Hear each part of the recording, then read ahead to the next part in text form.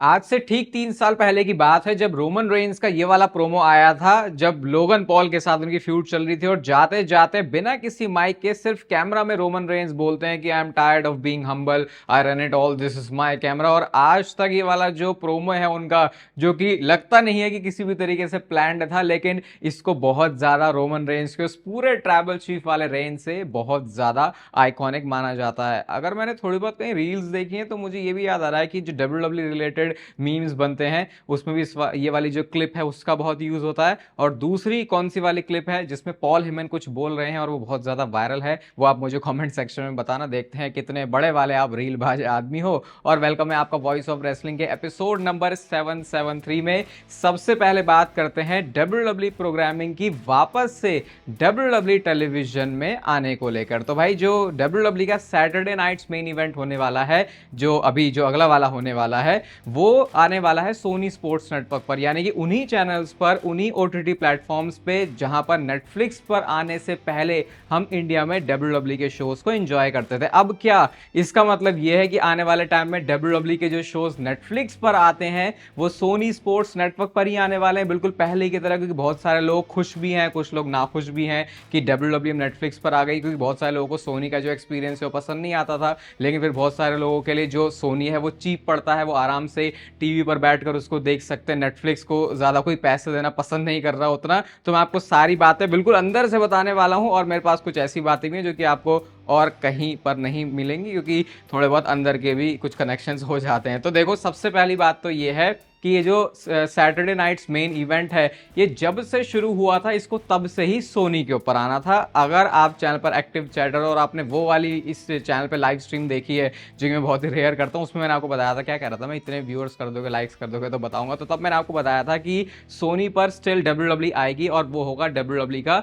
एसएनएमई वाला शो। ऐसा इसलिए क्योंकि नेटफ्लिक्स वाली डील इंटरनेशनली यूएस में जो है वो अलग है, और क्योंकि ये पीकॉक के ऊपर है, फिर एनबीसी वाला तो ये अलग चलती है थोड़ी नेटफ्लिक्स से। तो वो जो डील इनकी ओरिजिनली साइन हुई थी ना नेटफ्लिक्स के साथ, उसमें ऐसा नहीं था कि इनको ये भी दिखाना है। तो फिर इनके पास ये हो गया कि भैया वैसे नहीं हमारे पास है तो इसको कहां दिखाएं। इसीलिए आपने देखा भी होगा कि यूट्यूब पर ये फ्री में भी अवेलेबल था, क्योंकि डब्ल्यू के पास कहीं पर इसको दिखाने के राइट्स नहीं थे। ये अभी मैं इंडिया के हिसाब से बात नहीं कर रहा, अब इंडिया की बात करते हैं। तो देखो, ये मुझे नहीं पता कि ऐसा क्यों हुआ कि एसएनएमई के शोज सोनी पर नहीं आ रहे थे, क्योंकि ओरिजिनली ये प्लान था। तो ऐसा कुछ नहीं है कि नेटफ्लिक्स और डब्ल्यू का इंडिया में सीन सही नहीं चल रहा तो ये कोई एक्सपेरिमेंट है, या फिर इसका मतलब ये है कि आने वाले टाइम में जो डब्ल्यू है वो सोनी पर आएगी।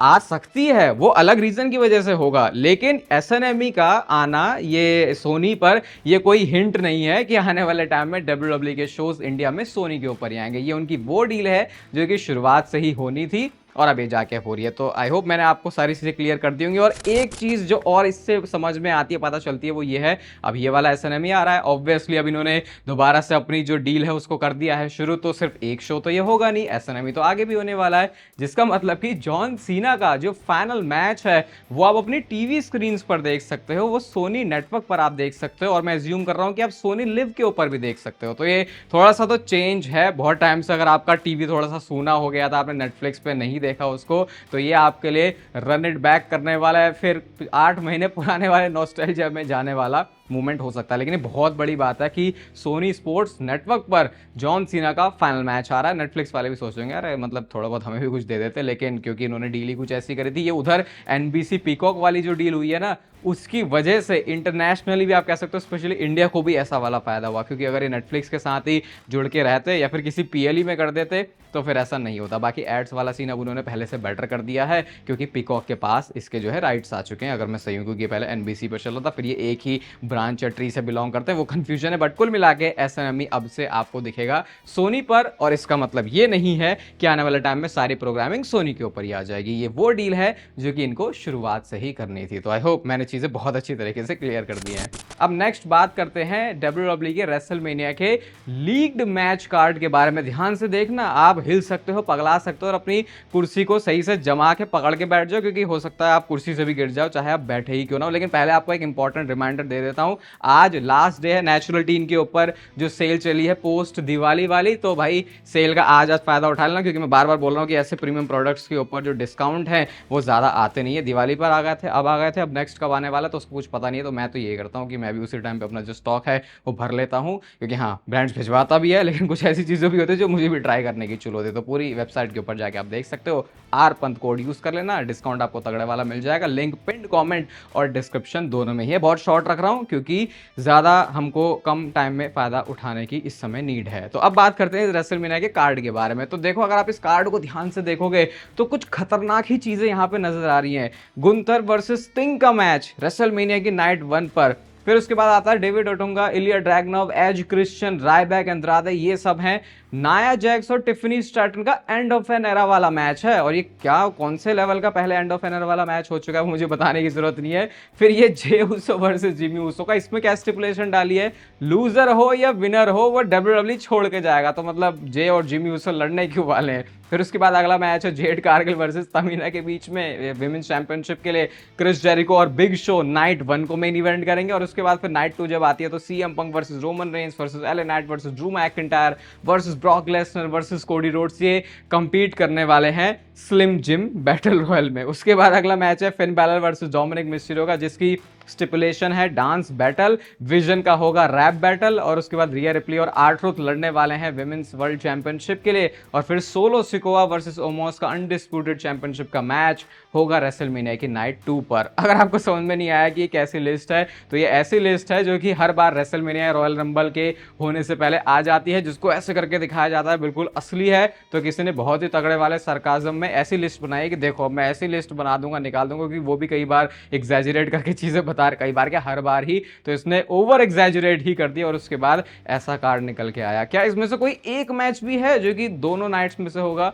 बड़ा क्रिएटिव वे में लिखा, वैसे जिसने भी लिखा, जे वर्सेस जिमी ऊसो का लूजर हो या विनर हो वो डब्ल्यूडब्ल्यूई छोड़ के ही जाएगा। जैसे जैसे समय आगे बढ़ता जा रहा है ऐसा लग रहा है कि क्रिस जेरिको को वापस डब्ल्यूडब्ल्यूई में आना ही है। अब केविन ओवेंस ने फोटो पोस्ट करी है क्रिस जेरिको के साथ, और ये फेस्टिवल और फ्रेंडशिप वाले जो उनकी पूरी स्टोरी लाइन थी, फिर उसमें गोल्डबर्ग भी आ गए थे, फिर उसमें चैंपियनशिप भी इन्वॉल्व हुई थी, तो वो वाली चीज़ की मेमोरीज दोबारा से ताज़ा हो गई। लेकिन इस टाइम पे केविन ओवेंस का और क्रिस जेरिको का साथ में दिखना, ये क्या कुछ पॉजिटिव चीज़ों की तरफ इशारा करता है? तो देख लो कैसे भी, मतलब अब क्रिस जेरिको के वापस आने को लेके एकदम से जो हाइप है वो बहुत ज़्यादा हो गई है। और मुझे एक चीज़ नहीं समझ में आती कि कोई सुपरस्टार दूसरी कंपनी में भी है और वो इस कंपनी में अब आने के लिए देख रहा है, तो वो रिटर्न वाली चीज़ इतनी ज़्यादा मतलब हाइप कैसे जनरेट कर लेती है।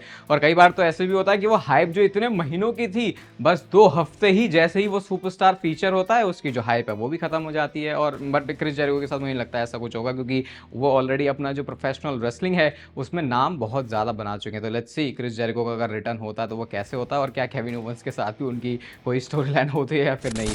ड्रू मैकिंटायर का मैच होगा कोडी रोड्स के साथ अनडिस्प्यूटेड चैंपियनशिप के लिए, और इस मैच से पहले ड्रू मैकिंटायर ने एक रेज रूम की वीडियो पोस्ट की है। रेज रूम क्या होता है? जहां पे अगर आपको गुस्सा आ रहा है तो आपको हथौड़े मिलते हैं, आपको कांच की बोतलें दिखती हैं, आपको चीजें तोड़ने फोड़ने के लिए दिखती है। तो वहां पे ना ड्रू मैकिंटायर ने एक टीवी को भी स्मैश किया, और वो कहते हैं कि ये ड्रू मैकिंटायर के फैंस हैं जो करते हैं, क्योंकि इतनी बार ड्रू मैकिंटायर स्क्रू हो चुका है वर्ल्ड चैंपियनशिप के मैचेस में कि मेरे फैंस को ऐसा करना पड़ता है। लेकिन ड्रू मैकिंटायर ने फिर ये भी बोला कि ये आखिरी बार है, इसके बाद तुम्हें ऐसा कुछ करने की जरूरत पड़ेगी नहीं, क्योंकि मैं कोडी रोड्स को सैटरडे नाइट्स मेन इवेंट में हराने वाला हूं। और ये ट्वीट देखो आप, अगर सही में यही सीन होने वाला है सैटरडे नाइट्स मेन इवेंट खत्म होने के बाद, जहां पे एक चैंपियनशिप है सीएम पंक के पास में जो कि वर्ल्ड हेवीवेट चैंपियनशिप है, फिर दूसरी चैंपियनशिप है अनडिस्प्यूटेड वाली, और यह ड्रू मैकिंटायर के पास में, और जेड कारगिल के पास भी चैंपियनशिप। अगर ये सही में टाइटल चेंज हो गए, जो कि देख के लग रहा है कि पॉसिबिलिटी तो है भाई अच्छा खासा होने की, तो एसएनएमई का भी स्टैंडर्ड थोड़ा बदल जाएगा, अलग हो जाएगा। क्योंकि पिछले कुछ टाइम में थोड़ी एसएनएमई की इमेज ऐसी बन गई थी कि यार ये तो बस डब्ल्यूडब्ल्यूई का ग्लोरीफाइड लाइव इवेंट है, लेकिन इतने टाइटल चेंजेस तो फिर डब्ल्यूडब्ल्यूई पीएलई वाले शोज में भी नहीं करती। तो अगर ऐसा कुछ हो गया तो फैंस के लिए ये एक memorable Saturday night's main event बन जाएगा। और फिर ठीक है, उसके बाद तो अगला वाला फिर जॉन सीना का फाइनल मैच है, वो मेमोरेबल तो है, लेकिन साथ में थोड़ा सा क्राई भी आने वाला है हम डब्ल्यूडब्ल्यूई फैंस को वाला मैच देखते हुए। जॉन सीना की बात चली रही है तो भाई हमारे इंडिया के ही शाहरुख खान ने एक ट्वीट उनके बारे में पोस्ट किया। ये फोटो आती है वो जो अंबानी वेडिंग हुई थी वहाँ से। और यहाँ पे किसी एक बंदे ने पूछा कि कुछ कहना चाहोगे, कुछ एक शब्द कहना चाहोगे आप जॉन सीना के बारे में? तो यहाँ पे कैप्शन में यही लिखा है ट्वीट करते हुए कि भाई वो तो एक रॉक स्टार है, बहुत ही हम्बल और काइंड बंदा। और ये मैंने एक बहुत बड़ा डिफरेंस देखा है दुनिया के किसी भी सेलिब्रिटी और डब्ल्यूडब्ल्यू के सेलिब्रिटी होने में। भाई डब्ल्यूडब्ल्यू के जो सेलिब्रिटी हैं, जो सुपरस्टार्स हैं, वो सही में बहुत ज़्यादा हम्बल होते हैं। मेरे जितने भी इंटरेक्शन उनसे रहे हैं, जो भी मैंने उनके बारे में बातें सुनी है, कोई दूसरा बंदा जो कि उनसे मिला है और मेरी उससे बात हुई है, क्योंकि कई बार तो इंटरनेट पर चीज़ें अलग अलग होती हैं लेकिन रियल लाइफ में बहुत अलग होता है, तो ये सुपरस्टार सही में बहुत ज़्यादा ही अच्छे होते हैं। आई थिंक इनको पूरा शुरुआत से ग्रूम ऐसे करते हैं कि आपको सबसे ज़्यादा रिस्पेक्टफुल होना है अपने फैंस के लिए। हाँ, उन फैंस के लिए नहीं जो लिमिट कुछ ज़्यादा ही क्रॉस कर देते, फिर उनको तो उनकी जगह पर उनकी प्लेस पर पहुँचाना है। सुपरस्टार्स को भी अच्छी तरीके से आता है, लेकिन ये एक अलग चीज़ लगती है मुझे, जो कि थोड़ा अच्छा भी फील करवाते हैं कि हम एक ऐसे प्रोडक्ट को पसंद करते हैं, उन सुपरस्टार्स की तरफ देखते हैं जो कि बाकी थोड़े सेलिब्रिटी वाली जो दुनिया है उनसे थोड़ा सा अलग चलते हैं। तो ये मेरा कहना था डब्ल्यूडब्ल्यू के सेलिब्रिटीज़ के बारे में। और जॉन सीना के बारे में शाहरुख खान का, ओमोस को सारे लोग मिस कर रहे हैं, ओमोस को सब लोग देखना चाहते हैं। ट्रिपल एच का दिमाग कोई नहीं पढ़ सकता कि वो ओमोस को किस तरीके से देख रहे हैं, क्योंकि उनकी नज़र में तो ओमोस सिर्फ एक अट्रैक्शन वाला बंदा ही है। उसको तुम स्टोरी लाइन में यूज़ नहीं कर सकते, ना तुम उसको रिलीज़ कर सकते, उसको बस तुम पैसे दे सकते हो। तो ओमोस ने बोला कि देखो यार, मेरी सर्विसेज अवेलेबल हैं, और कुछ एक नई एजेंसी उन्होंने स्टार्ट करी है जिसका नाम है OPA, और अगर आप इसकी फुल फॉर्म जानना चाहते हो तो ये है ओमोस प्रोटेक्शन एजेंसी। वो ये कहते हैं कि मेरा ऑफर हर किसी के लिए, मतलब ओमोस ये क्या बात बोल रहा है, लग रहा है वो खुद भी घर बैठे बैठे थोड़ा सा दिवालिया हो गया है। ओमोस कहते हैं मेरी जो सर्विसेज हैं वो हर किसी के लिए ओपन है। मैंने बेकी लिंच को ऑफर किया था, किसी और को भी चाहिए तो ठीक है, वी टॉक बिजनेस, मैं तुम्हारे लिए काम, जो तुम्हारा काम है उसको हैंडल करूंगा, work very simple and clean, ऐसा करके ओमोस ने अपनी जो सर्विसेज हैं उसको तो ऑफर कर दिया है। तो भाई देखो, अब ये दिन आ गया है, ये टाइम आ गया है जब ओमोस को अच्छे से स्टोरी भी नहीं मिल रही है। और एक टाइम पे विंस मैकमैन ने ओमोस को, सोचो, ब्रॉक लेसनर के सामने ही भिड़वा दिया। एक बंदा इतना एक्सट्रीम में काम करता है और दूसरा बंदा उतना ही उसके ऑपोजिट में एक्सट्रीम, मतलब कि ओमोस को देखने का जो तरीका है विंस मैकमैन को बिल्कुल अलग था, और ट्रिपल एच उसको बहुत अलग तरीके से देखते हैं। तो उस बात में वैसे भी कोई शक नहीं, क्योंकि पिछले कुछ अगर आप टाइम उठा के देख लो तो ओमोस की बुकिंग से वो देख के चीज़ साफ साफ समझ में आती है। आपको एक ट्रॉल याद होगा अच्छे से, अगर आप थोड़े पहले के टाइम से डब्ल्यूडब्ल्यू देख रहे हो, जो पेंडेमिक वाला रेसलमेनिया हुआ था जहां पर ड्रू मैकिंटायर ने ब्रॉक लेसनर को हराया था।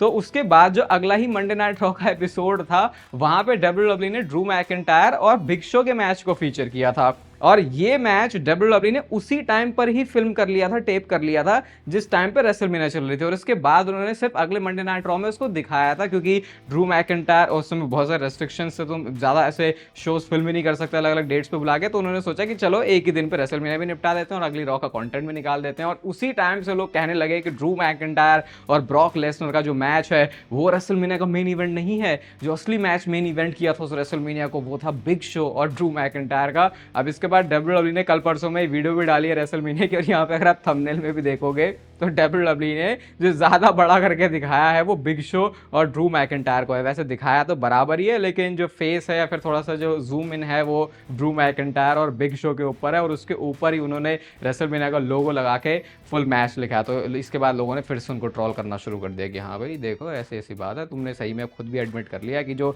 असली मेन इवेंट था वो कोई और नहीं बल्कि ड्रू मैकिंटायर और बिग शो का मैच था। और अब हम बात करते हैं हमारी नेक्स्ट एंड फाइनल चीज के बारे में। और आने वाले कुछ महीनों में ये डब्ल्यूडब्ल्यू की स्टोरी लाइन बहुत ही तगड़ी तरीके से हिला देगी, और आने वाले 2-3 सालों का मजा हम डब्ल्यूडब्ल्यू फैंस के लिए तैयार रख सकते हैं। इतनी बड़ी पोटेंशियल है ये स्टोरी में। तो कहानी आपको सिंपल सी पता है, सेथ रॉलिंस आउट हो चुके हैं अपनी इंजरी से, और ऐसा पहली बार नहीं कि सेथ रॉलिंस को इंजरी की वजह से गायब होना पड़ा था। इससे पहले भी जो उनका फेमस रिटर्न हुआ था इंजरी से, जिसके बाद वो अपना न्यू स्लोगन लेके आए थे जहां वो कहते थे रीडिजाइन, रीबिल्ड और रीक्लेम।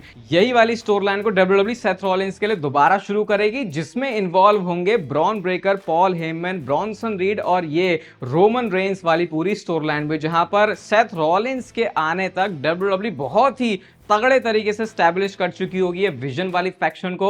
और उस टाइम पर रोमन रेंस का भी ऑब्वियसली पंगा ब्रॉन ब्रेकर से होने ही वाला है, क्योंकि वही उनका जो स्टेटस है उसको एलिवेट करने वाला है। क्योंकि रोमन रेंस के साथ जिसको भी मैच मिलता है उसका स्टेटस एलिवेट होता ही है, जैसे हमने ब्रॉनसन रीड के केस में देखा था। अब यही चीज रोमन रेंस आगे करेंगे, और फिर जाके सेथ रॉलिंस का रिटर्न होगा, और फिर ये होगा एक प्योर बेबी फेस। और उस टाइम तक Bronson Reed, Bron Breakker, Paul Heyman वाली फैक्शन स्टिल एज हील ही काम करने वाली है। तो वो वो जो हम स्टोरी लाइन की भी बात कर रहे थे कि रोमन रेंस और सेथ रॉलिंस का पॉसिबली सेम पेज पे आना बनता है, ये सेथ रॉलिंस के बाद के रिटर्न के बाद हाईली लाइकली भी है, क्योंकि इन दोनों की जो दुश्मनी है वो उस टाइम पर ये विजन वाली पूरी फैक्शन से ही होगी। क्योंकि जब WWE ब्रॉन ब्रेकर को बिल्ड करने की बात कर रही है ना, तो वो सिर्फ कुछ महीनों के लिए नहीं है, ये इनका जो ब्लूप्रिंट है, ये जो उनका रोड मैप है, वो आने वाले काफी कुछ सालों का है। तो सेथ रॉलिंस के रिटर्न पर एक बहुत तगड़ी स्टोरी लाइन आपके लिए बिल्कुल सामने ही खुली पड़ी है, जिसमें इन्वॉल्व होगा heel Bron Breakker, Paul Heyman और ब्रॉन्सन रीड का फैक्शन, और साथ में यहाँ पे सेथ रॉलिंस होंगे,